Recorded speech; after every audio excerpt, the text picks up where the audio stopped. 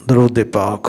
الصلاۃ والسلام علیکہ یا سیدی یا رسول اللہ وعلی آلک واصحابک یا سیدی یا حبیب اللہ۔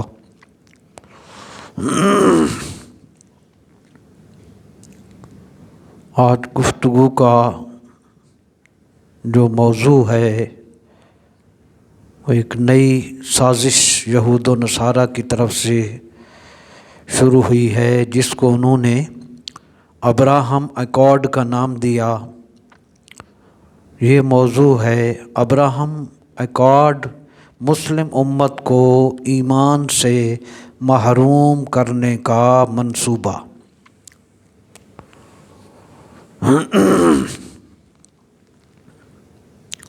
اس حوالے سے چند باتیں قرآن و سنت کی آج ہم عرض کریں گے، اور یہ جو گھنونی سازش ہے اس کو بے نقاب کر کے اس کی وضاحت کریں گے۔ سب سے پہلے قرآن مجید کی سورہ المائدہ کی آیت نمبر 82، چھٹا سپارہ، جہاں پر قرآن پاک کا مکمل ہو رہا ہے، اللہ تبارک و تعالی نے اس میں یہودیوں اور مشرکوں کو مسلمانوں کا سب سے سخت ترین دشمن قرار دیا ہے۔ ان اشد الناس عداوۃ للذین آمنوا الیہود والذین اشرکوا۔ اس کا ترجمہ ہے عداوت اور دشمنی کے لحاظ سے مسلمانوں کے سب سے سخت دشمن یہودی ہیں اور مشرکین ہیں۔ تو یہ جو دشمنی ان کی تھی اور ہے، یہ عہد رسالت مآب صلی اللہ علیہ وسلم سے جاری ہوئی رہی، دور صحابہ، تابعین، پہلی صدی سے آج تک یہ دشمنی اور یہ عداوت جو قرآن پاک نے مسلمانوں کے خلاف ان کی بیان کی ہے، تو وہ آج بھی جاری ہے۔ اس کی بہت سی مثالیں ہیں کہ جب انہوں نے اہل ایمان کے ساتھ دشمنی کا اظہار کیا اور وہ پکڑے گئے۔ پہلی ایک ہی مثال سمجھنے کے لیے کافی ہے۔ غزوہ خیبر 7 ہجری میں اللہ تعالیٰ نے لشکر اسلام کو، حضور علیہ الصلاۃ والسلام کو فتح عطا فرمائی۔ حضرت علی رضی اللہ تعالی عنہ نے جب خیبر کا آخری قلعہ قموس فتح فرمایا، تو پھر یہ یہودیوں کا سب سے بڑا مرکز تھا، اور پھر اس آپ کی جرأت اور شجاعت اور بہادری کے سامنے یہودیوں میں چیخ و پکار شروع ہو گئی، الامان الامان الامان، امان دیں، ہمیں بچا لیں، ہمیں بچا لیں، ہمیں بچا لیں۔ یہ خیبر میں اللہ پاک نے فتح عطا فرمائی۔ اب فتح ہو گئی، اللہ کے حبیب صلی اللہ علیہ وسلم نے خیبر کو فتح فرمایا۔ اب ان کی سازش دیکھیں۔ ایک خاتون جس کا نام زینب بنت حارث، یہ وہی حارث کی بیٹی تھی جسے حضرت علی المرتضیٰ رضی اللہ عنہ نے غزوہ خیبر میں قتل کیا تھا۔ یہ اس کی بیٹی تھی اور مرحب کی بھتیجی تھی۔ تو اس نے لوگوں سے پوچھا کہ محمد صلی اللہ علیہ وسلم بکری کے گوشت کا کون سا حصہ پسند کرتے ہیں؟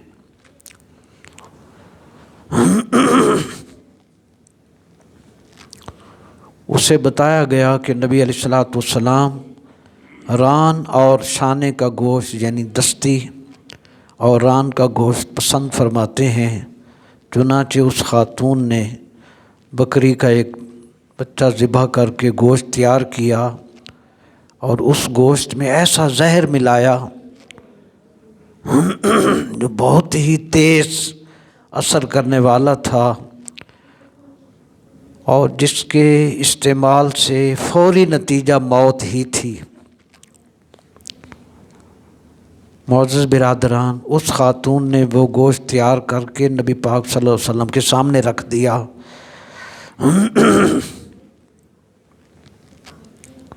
نبی علیہ السلام کی موجودگی میں جماعت صحابہ بھی حضور علیہ السلام کے پاس موجود تھی۔ ان میں ایک صحابی ہیں بشر بن برا، یہ بھی موجود تھے۔ حضور صلی اللہ علیہ وسلم نے اس گوشت کا کچھ حصہ لیا اور دانتوں سے چبایا، اور بشر بن برا نے دوسرا حصہ لیا اور کچھ کھا لیا۔ حضور نبی کریم علیہ السلام نے ارشاد فرمایا، اسے تھوک دو، یہ ران کہتی ہے کہ اس میں زہر ملایا گیا ہے۔ چنانچہ موقع پر ہی حضرت بشر رضی اللہ عنہ وصال فرما گئے زہر کے اثر سے۔ اللہ اکبر۔ بعد میں حضور علیہ السلام نے انہیں بلا کر پوچھا تو انہوں نے اس چیز کا اقرار کیا کہ ہاں واقعی یہ زہر ملایا گیا تھا۔ تو یہ نبی کریم علیہ السلام کی ذات اقدس سے ان کی خیانت کا یہ حال تھا۔ تو جب ہمارے پیغمبر کریم علیہ السلام، جن کا خلق سب سے اعلیٰ تھا، جب ان کے ساتھ ان کا معاملہ اور ان کا رویہ یہ تھا، تو پھر مسلمانوں کے ساتھ ان کا رویہ کتنا سخت ہوگا۔ یہ مثال تھی۔ اب میں نے قرآن پاک کی جو آیت پڑھی ہے اس کا ترجمہ سن لیں۔ یہ سورہ المائدہ کی آیت نمبر 13 ہے۔ اللہ پاک نے اسی کے بارے میں ارشاد فرمایا، اسی خیانت کے بارے میں اللہ نے قرآن شریف میں فرمایا، وَلَا تَزَالُ تَطَّلِعُ عَلَىٰ خَائِنَةٍ مِّنْهُمْ۔ اے حبیب صلی اللہ علیہ وسلم، آپ ہمیشہ ان یہودیوں کی خیانت پر آگاہ ہوتے رہیں گے۔ اور پھر مختلف قرآن پاک کی جو آیات مقدسہ ہیں ان میں ان تمام کے بارے میں وہ چند آیتوں کا ترجمہ بھی ہم ضروری سمجھتے ہیں کہ ہمارے دل میں، ہمارے علم میں یہ چیز ہو، کیونکہ یہ سب سے بڑا فتنوں کا دور ہے جس میں ایمان کی سلامتی اور ایمان کی حفاظت بہت اہم ہے۔ اب ان کے بارے میں قرآن شریف میں اور بھی کچھ آیات ہیں، میں ان کا ترجمہ عرض کرتا ہوں۔ سورہ البقرہ کی آیت مقدسہ 1190 میں اللہ پاک نے ارشاد فرمایا، وَدَّ كَثِيرٌ مِّنْ أَهْلِ الْكِتَابِ لَوْ يَرُدُّونَكُم مِّن بَعْدِ إِيمَانِكُمْ كُفَّارًا۔ دل سے چاہتے ہیں بہت سے اہل کتاب کہ کسی طرح پھر بنا دیں تمہیں ایمان لانے کے بعد کافر۔ دل سے چاہتے ہیں، ان کی تمنا یہی ہے۔ کیوں؟ حسدا من عند انفسہم، ان کے اس کی وجہ یہ ہے کہ ان کے دلوں میں حسد ہے۔ من بعد ما تبین لہم الحق، جبکہ حق اور سچ ان پر واضح خوب ہو چکا ہے، جانتے ہیں کہ یہ دین سچا ہے، مگر ان کے دل میں حسد ہے، دشمنی ہے، اس وجہ سے یہ تمہیں کافر بنانا چاہتے ہیں۔ ایک آیت۔ دوسری آیت مبارکہ سورہ البقرہ کی آیت نمبر 120، ارشاد فرمایا، وَلَن تَرْضَىٰ عَنْكَ الْيَهُودُ وَلَا النَّصَارَىٰ حَتَّىٰ تَتَّبِعَ مِلَّتَهُمْ، اور ہرگز خوش نہیں ہوں گے اے حبیب آپ سے یہودی اور نہ ہی عیسائی، یہاں تک کہ آپ پیروی کرنے لگیں ان کے دین کی۔ تیسری آیت میں سورہ المائدہ کی آیت نمبر 51 میں پوری مسلم امت کو حکم دیا، یا ایھا الذین آمنوا لا تتخذوا الیہود والنصارى اولیاء، اے ایمان والو یہودیوں اور عیسائیوں کو اپنا دوست اور مددگار نہ بناؤ، وہ آپس میں ایک دوسرے کے دوست ہیں، بعضهم اولیاء بعض، وہ آپس میں ایک دوسرے کے دوست ہیں، وَمَن يَتَوَلَّهُم مِّنكُمْ، اور جس نے دوست بنایا انہیں تم میں سے، فَإِنَّهُ مِنْهُمْ، پس وہ انہی میں سے ہے، اور بے شک اللہ تعالیٰ ظالم قوم کو ہدایت نہیں دیتا، ان اللہ لا یہدی القوم الظالمین۔ یہ مکمل قرآن شریف نے ان کے حوالے سے جو کچھ ہے وہ بیان کر دیا۔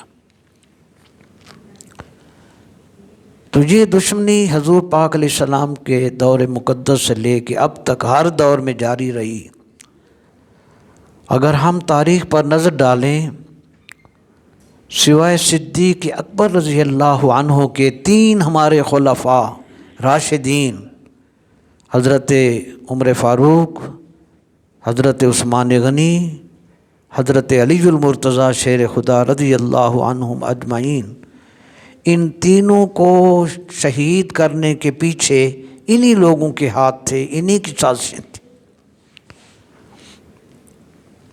معزز برادران، تو پھر اس کے علاوہ انہوں نے ہر طرح کی سازش کر کے مسلم امت کو ختم کرنے کی کوشش کی۔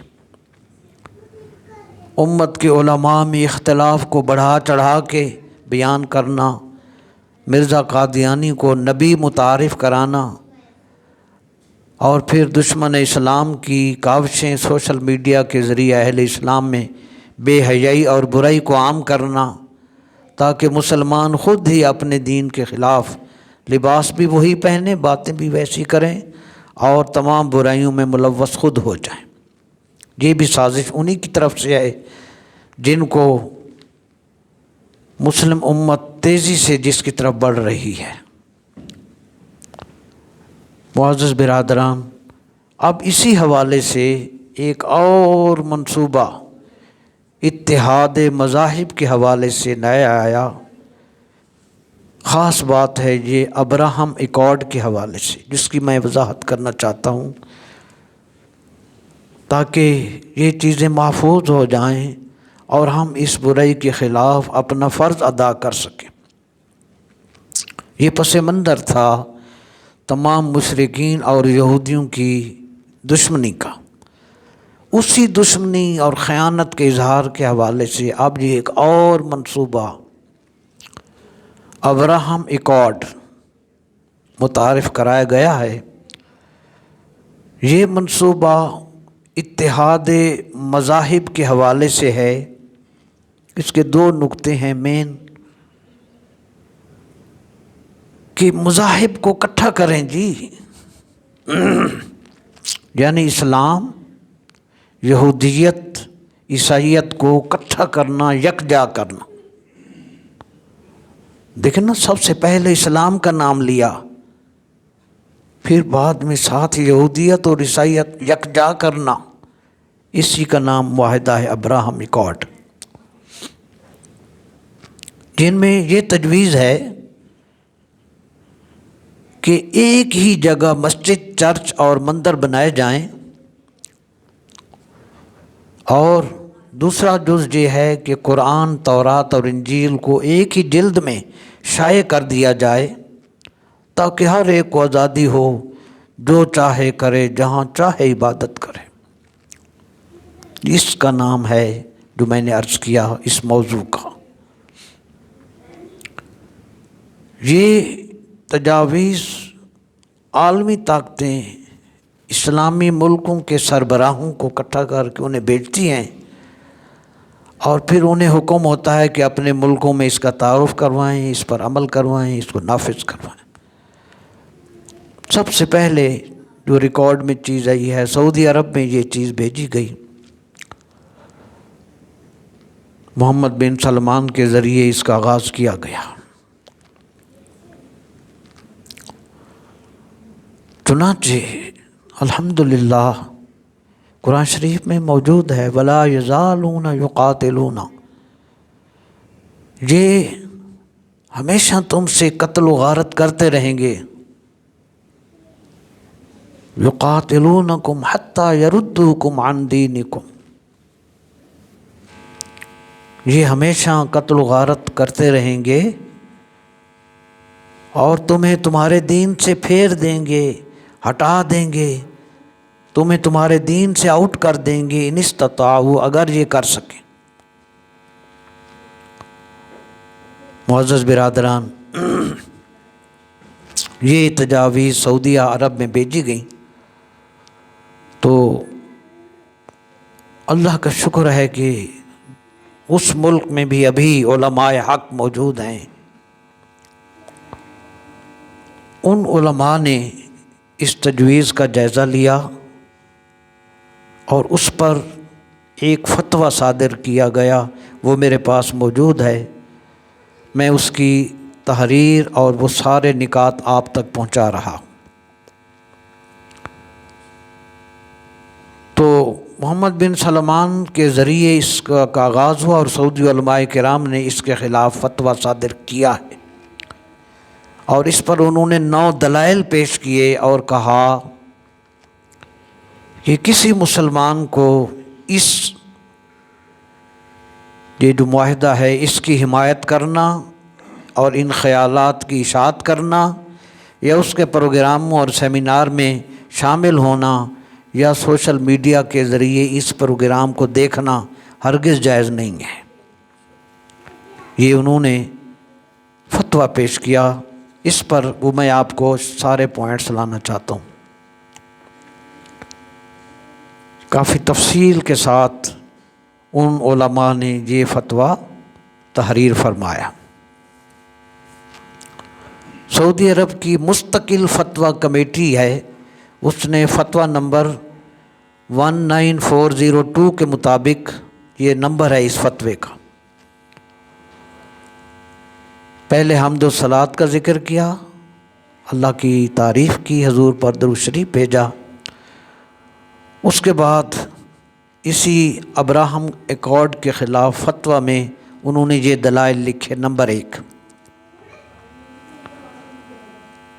سب سے پہلے لکھا انہوں نے کہ یہ ناجائز ہے، یہ غلط ہے، اس کی اشاعت نہیں کی جائے گی، اس پر عمل نہیں کیا جائے گا۔ کیوں؟ نمبر 1 فرمایا اس لیے کہ اسلامی عقیدے کی بنیاد یہ ہے کہ اسلام کے علاوہ کوئی اور دین حق نہیں، اور اسلام آخری دین ہے جو تمام سابقہ مذاہب اور شریعتوں کو منسوخ کر چکا ہے۔ 1 اور ارشاد باری تعالیٰ کا حوالہ دیا، ان الدین عند اللہ الاسلام، بے شک اللہ تعالیٰ کے نزدیک پسندیدہ دین دین اسلام ہی ہے۔ یہ پہلا نقطہ تھا اس معاہدہ کے خلاف۔ نمبر 2 لکھا کہ قرآن مجید اللہ تعالیٰ کی آخری کتاب ہے۔ قرآن مجید اللہ تعالیٰ کی آخری کتاب ہے، اور اس قرآن پاک نے توریت، زبور، انجیل اور دیگر تمام آسمانی کتب کو منسوخ کر دیا ہے۔ نمبر 3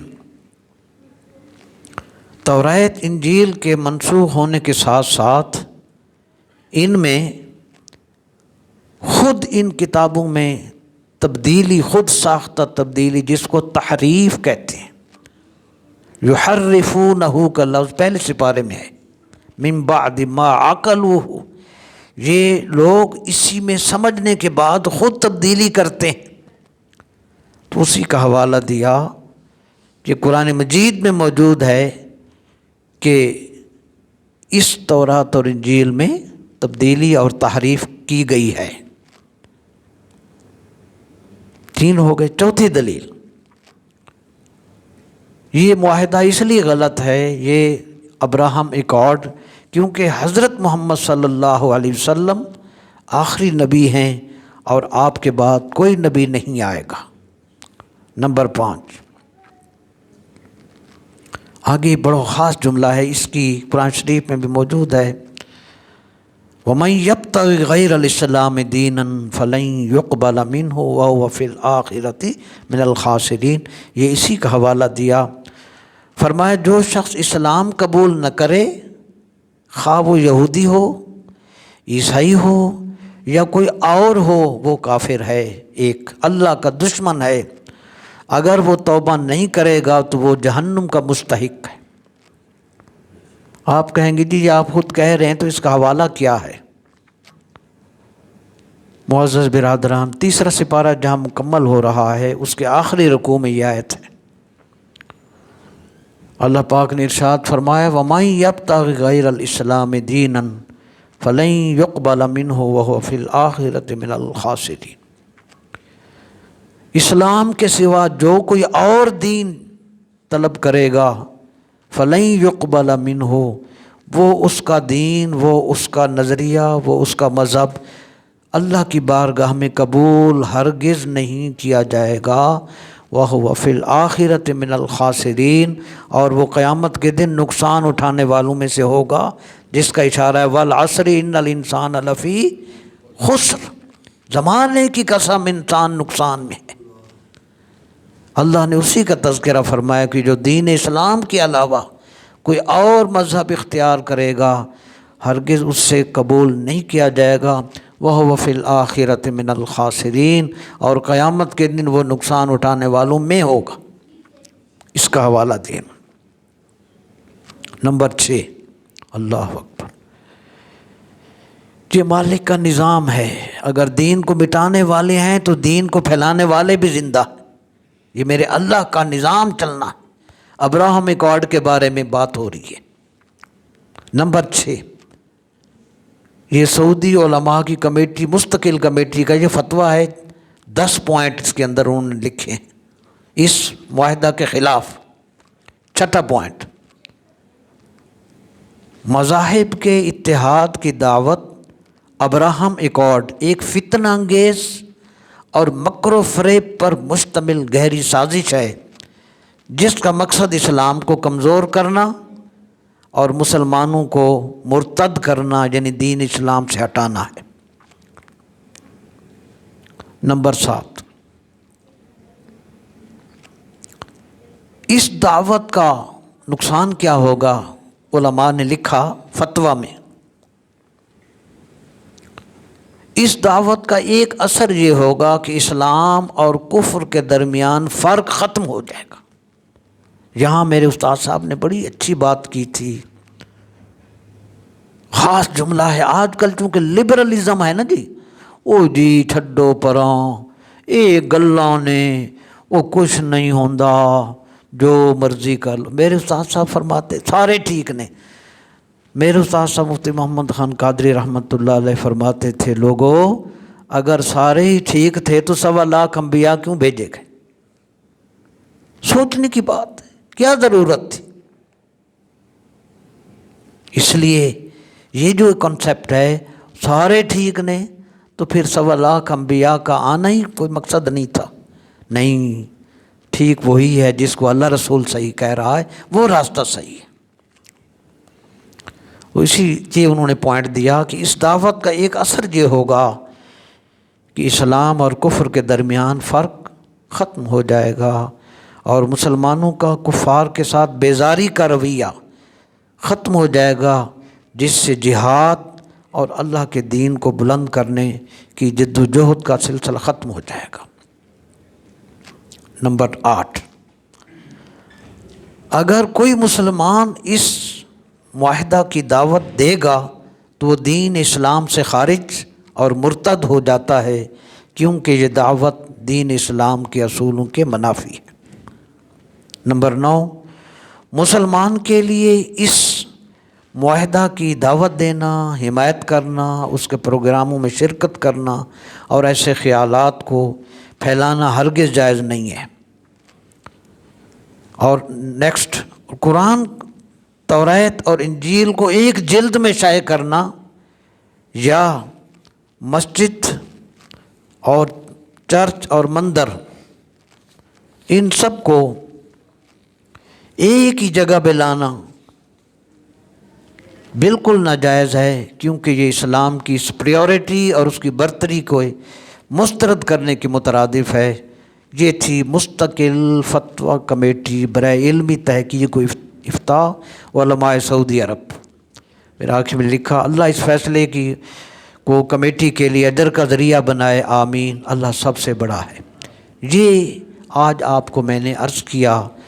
मेरा ये फ़र्ज़ था कि मैं बजाय और बातें आप तक पहुँचाने के, इस वक्त जो फितने दिन ब दिन इनक्रीज़ हो रहे हैं और मुस्लिम उम्मत की ज़हनी और फ़िक्री बुनियाद को कमज़ोर कर रहे हैं, उससे आगाह करना, उससे ख़ुद बचना, दूसरों को बचाना बहुत लाज़मी था।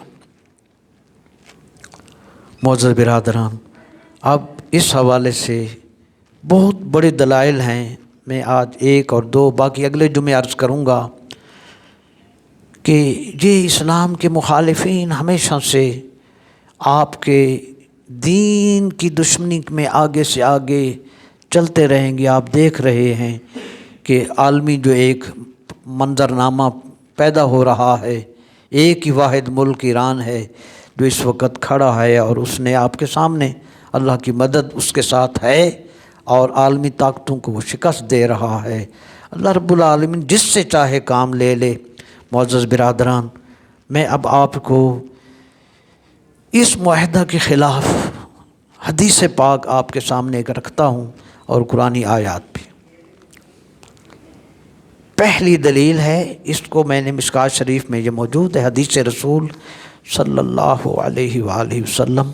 दरूद पाक पढ़ लें। अस्सलातु वस्सलामु अलैका या सय्यदी या रसूल अल्लाह व अला आलिका व अस्हाबिका या सय्यदी या हबीब अल्लाह। 30 सिपारों को आप पढ़ें समझ कर। जिस दिन कुरान मजीद को जिस दिन उम्मत समझ के पढ़ेगी, क्यों आलिम दीन की अहमियत ज़्यादा है, क्यों कहा गया इन्नल उलमा वरसतुल अंबिया, उलमाए हक नबियों की जायदाद के वारिस हैं, क्योंकि उन्होंने रसूलुल्लाह के दीन को क़यामत तक फैलाना है और उस पर डटना है, उस पर अमल करना है, लोगों को भी बताना है और इनकी आँखों में आँखें डालकर वो उलमाए हक हमेशा हर दौर में बात करते रहेंगे। मेरे दोस्तों भाइयों, कुरान करीम के 30 सिपारों में आप सारे का मुताला नहीं कर सकते। मैं एक बात अर्ज करता हूँ, फिर एक हदीस है वो आप तक लाता हूँ। इस मौजू की रोशनी में जब कुरान पाक को देखा, क्योंकि सबसे बड़ी सनद इस उम्मत के पास कुरान करीम है, सबसे पहली दलील आपके पास ये है कि 1447 साल हो गए मेरे आका को हिजरत किए हुए, 1500 साल हुआ। अब अंदाज़ा लगाएं, पत्थरों पर सहाबा ने खजूर के पत्तों पर कुरान लिखा था।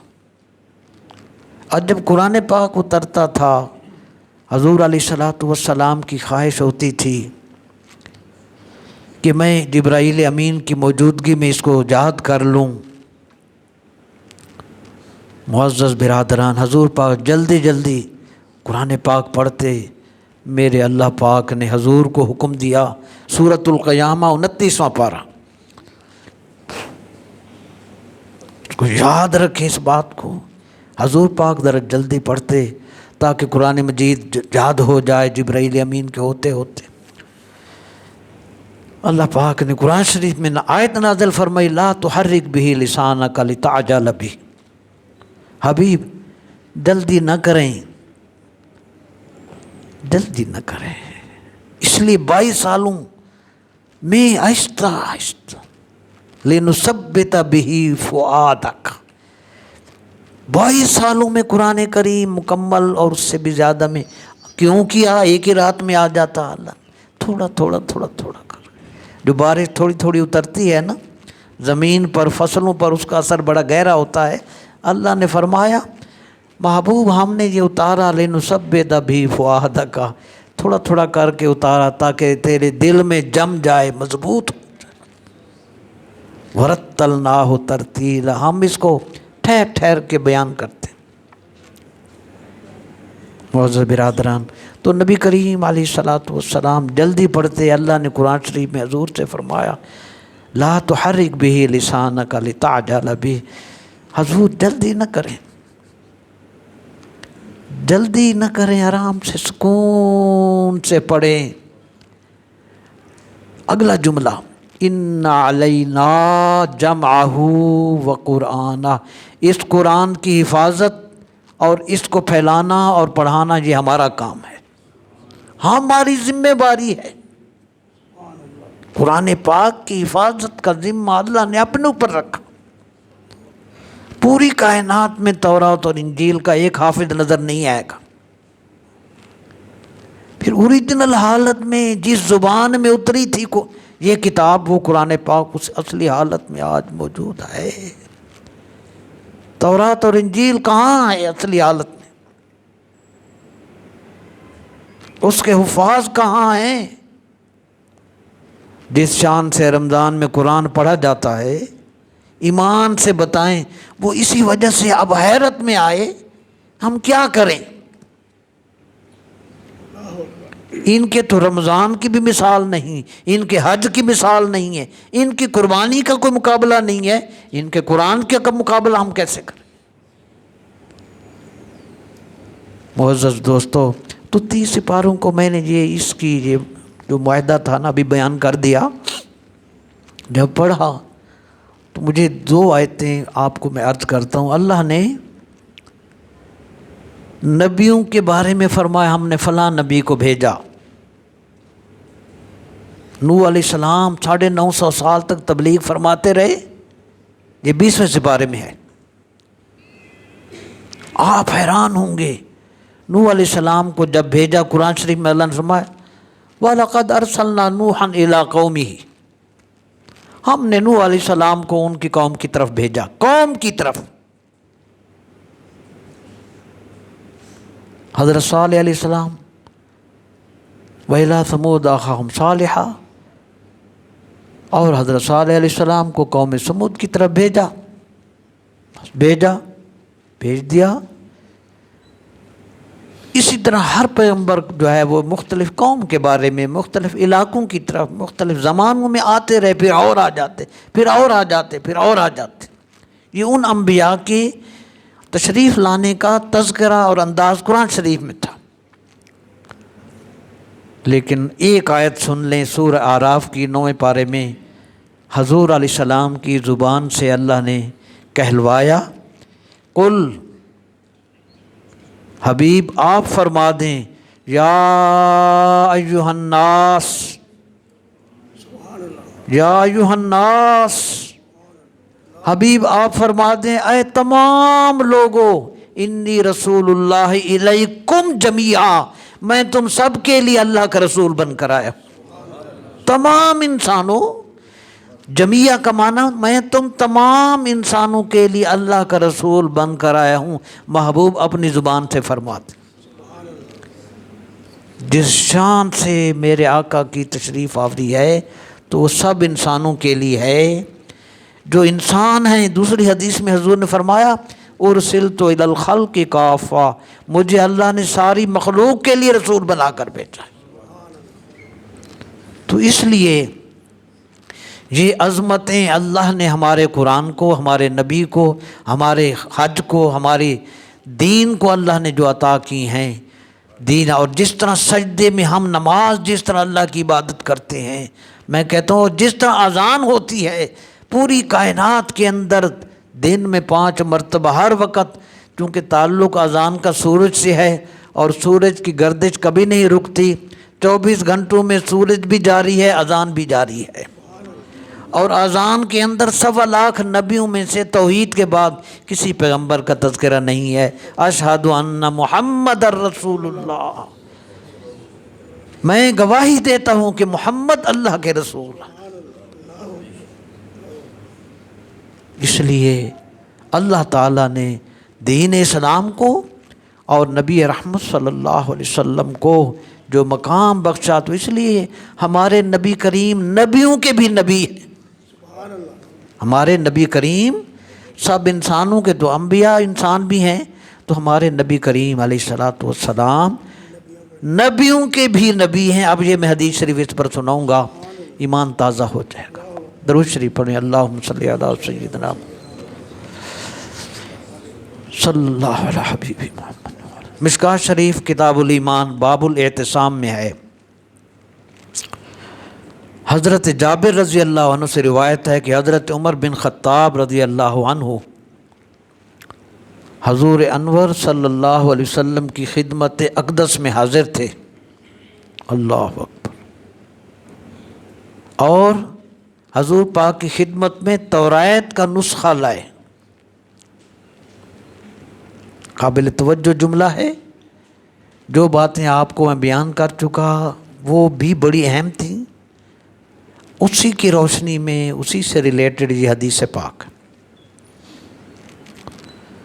حضور علیہ الصلوۃ والسلام کی خدمت میں حضرت عمر بن خطاب رضی اللہ عنہ توریت کا ایک نسخہ لائے اور عرض کیا، یا رسول اللہ صلی اللہ علیہ وسلم، یہ توریت کا نسخہ ہے۔ آپ کو یاد ہے نا، حضور نے فرمایا میرے بعد اگر نبی کسی نے بھی آنا ہوتا تو عمر بن خطاب ہوتے۔ یہ حدیث پاک ہے، آپ جانتے ہیں ماشاء اللہ۔ جب انہوں نے کہا یہ توریت ہے، فسکتا، نبی کریم صلی اللہ علیہ وسلم خاموش رہے۔ فجعل یقرأ، فاروق اعظم توریت پڑھنے لگے۔ یاد رکھنا، یہ ابراہم ایکارڈ کے حوالے سے یہ حدیث یاد رکھنا، ساری باتیں بتا چکا۔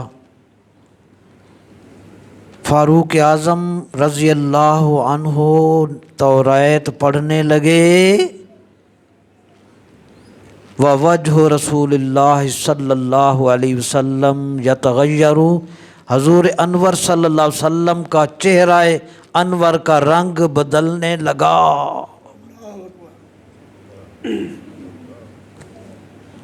غصے کی وجہ سے حضور انور صلی اللہ علیہ وسلم کے چہرہ کا رنگ بدلنے لگا۔ تلاوت توریت کی فاروق اعظم، چہرہ پاک کا رنگ بدلنے لگا۔ صدیق اکبر رضی اللہ عنہ کی نگاہیں چونکہ حضور کے چہرہ پاک پر، صدیق اکبر رضی اللہ عنہ عرض کی، حضور مجھے 3 چیزیں پسند ہیں، سب سے زیادہ ان تینوں میں سے ایک یہ ہے کہ بس میں ہر وقت حضور کا چہرہ ہی دیکھتا رہوں۔ وہ توریت پڑھ رہے تھے، صدیق اکبر حضور انور کے چہرہ اقدس کی تلاوت فرما رہے تھے۔ جب حضور پاک صلی اللہ علیہ وسلم کے چہرہ اقدس میں تبدیلی دیکھی، صدیق اکبر رضی اللہ عنہ بولے، عمر تمہیں رونے والیاں روئیں، یعنی تیری وفات پر تم رسول اللہ صلی اللہ علیہ وسلم کے چہرہ انور کا حال نہیں دیکھتے؟ تب حضرت عمر نے حضور انور صلی اللہ علیہ وسلم کے رخ اقدس دیکھا تو بولے، میں اللہ رسول کے غضب سے اللہ کی پناہ مانگتا ہوں۔ یاد رکھیں، بڑے لبرل بیٹھے ہوں گے آپ میں، بہت سے ہوں گے، آئیں گے، کیونکہ 4 کتابیں پڑھ کے وہ بڑا کچھ، انہیں کچھ نہیں ہوتا، وہ جو مرضی کر لو۔ یاد رکھنا، ایک ایک پل پل کی ہر امتی کی میرے نبی کو خبر ہے۔ اگلے جمعے بھی اسی کے حوالے سے عرض کروں گا۔ جب حضرت عمر رضی اللہ عنہ حضور پاک صلی اللہ علیہ وسلم کے چہرہ انور کا رنگ دیکھا بدلو تو بولے، میں اللہ رسول کی ناراضگی سے اللہ کی پناہ مانگتا ہوں۔ رضینا باللہ ربا وبالاسلام دینا وبمحمد نبیا، ہم اللہ کے رب ہونے، اسلام کے دین ہونے اور محمد مصطفیٰ صلی اللہ علیہ وسلم کے نبی ہونے پر راضی ہیں۔ توریت ختم۔ اب یہ ہوا، اس پر حضور نے کیا فرمایا سنیں۔ حضور نبی کریم علیہ السلام نے ارشاد فرمایا والذی نفس محمد بیدہ، مجھے اس اللہ کی قسم جس کے قبضہ قدرت میں محمد مصطفیٰ کی جان ہے، لو بدا لکم موسیٰ، اگر حضرت موسیٰ آج ظاہر ہو جائیں اور تم ان کی پیروی کرو اور مجھے چھوڑ دو، لَضَلَلْتُمْ عَنْ سَوَاءِ السَّبِيلِ، تو تم سیدھے راستہ سے بھٹک جاؤ گے۔ یہ اگلی آخری بات فرمایا، ہاں وَلَوْ كَانَ حَيًّا وَأَدْرَكَ نَبُوَّتِي لَاتَّبَعَنِي، اگر موسیٰ علیہ السلام آج زندہ ہوتے اور میری نبوت پا لیتے تو میری پیروی کرنے لگ جاتے۔ یہ صاحب تورات نبی کا نبی کریم علیہ السلام سے تعلق ہے، محبت ہے۔ معزز برادران، اس لیے اب مفتی احمد یار خان نعیمی علیہ رحمہ نے فرمایا اس حدیث کے شرح میں مرآت المناجی میں، جب عمر فاروق جیسے صحابی کو توریت پڑھنے سے روک دیا گیا تو ہم تم کس شمار میں ہیں؟ اس لیے قرآن پاک ارشاد فرماتا ہے، ان الذین یؤذون اللہ ورسولہ لعنہم اللہ فی الدنیا والآخرہ، سورۃ الاحزاب۔ فرمایا جو لوگ دکھ دیتے ہیں اللہ اس کے رسول کو دنیا اور آخرت دونوں جہانوں میں، ان پر اللہ کی لعنت ہے۔ تو اس لیے خود ہی نہ بیٹھ، فقیری میں نام پیدا کر، نئی صبح نئی شام پیدا کر، حضور انور صلی اللہ علیہ وسلم سے جڑنے کی کوشش فرمائیں۔ ہمارے لیے ہمارے آقا صلی اللہ علیہ وآلہ وسلم نے بہت کچھ جدادیں ہمارے لیے رکھی ہیں۔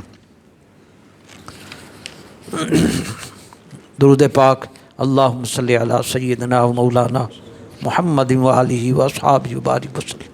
قیل لرسول اللہ صلی اللہ تعالی علیہ وآلہ وسلم، حضور نبی کریم علیہ السلام کی خدمت میں عرض کیا گیا، ارأیت صلاۃ المصلین علیک ممن غاب عنک ومن یأتی بعدک ما حالہما عندک۔ یا رسول اللہ صلی اللہ علیہ وآلہ وسلم، فرمائیے جو لوگ آپ پر درود پاک پڑھتے ہیں اور یہاں موجود نہیں ہیں، اور وہ لوگ جو حضور نبی کریم علیہ الصلاۃ والسلام کے وصال شریف کے بعد آئیں گے، ایسے لوگوں کے درود کے بارے میں حضور کا کیا ارشاد ہے؟ نبی کریم علیہ السلام نے ارشاد فرمایا، اسمع صلاۃ اہل محبتی واعرفہم وتعرض علی صلاۃ غیرہم عرضا۔ سنیں، نبی کریم علیہ السلام نے ارشاد فرمایا، محبت والوں کا درود پاک خود سنتا ہوں اور دوسرے لوگوں کا درود میری بارگاہ میں پیش کیا جاتا ہے۔ اللہ تعالی حضور سے محبت عطا فرمائے، آمین۔